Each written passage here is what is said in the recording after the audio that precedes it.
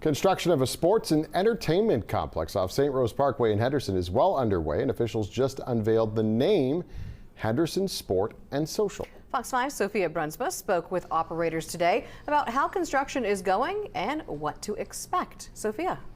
Henderson Sport and Social broke ground last July, and operators say construction has been moving fast and smoothly. They're excited to see this facility come to life with sports, fitness, and family entertainment all in one place.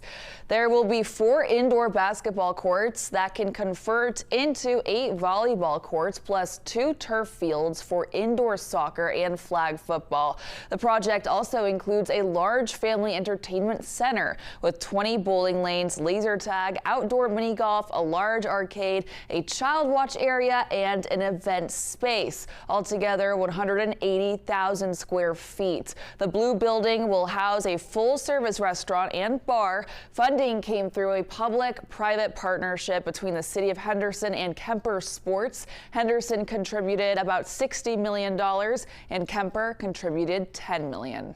Yeah, the inspiration from Henderson Sport and Social came from the pent-up demand for youth sports. Youth sports are just becoming more and more popular throughout the whole country, and everybody sees a demand for more facilities like this.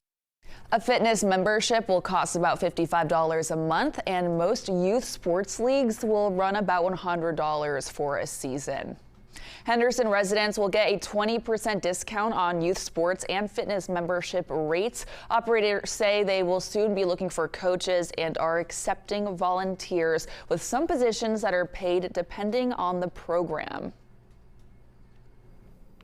All right, Sophia, thank you. And they say that sports leagues and tournaments are expected to fill up fast. So if you are interested, you can sign up early. Sign-ups start in July. The facility is expected to open in early October.